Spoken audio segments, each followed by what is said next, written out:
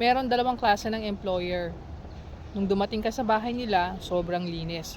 Yun yung mga amo na hindi maselan. Yun yung mga amo na mayaman pero simple lang sila. 'Di ba? Napansin nyo ba yun? Tapos, yung isang klase naman, sobrang dumi. Tapos kapag nalinisan na, nagpipiling mayaman na. Nagpipiling malinis na. O 'di ba? Saan kayo doon?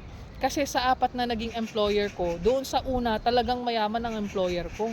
Malinis ang bahay. Pero hindi sila maselan. Mm.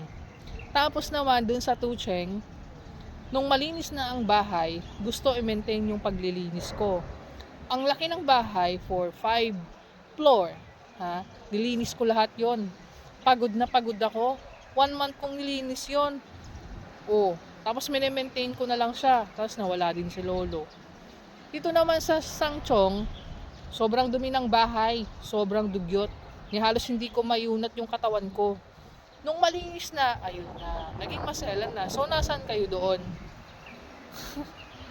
Sana all na lang dun sa mga mayayaman, sa mga dumating sa employer nila na malilinis yung bahay.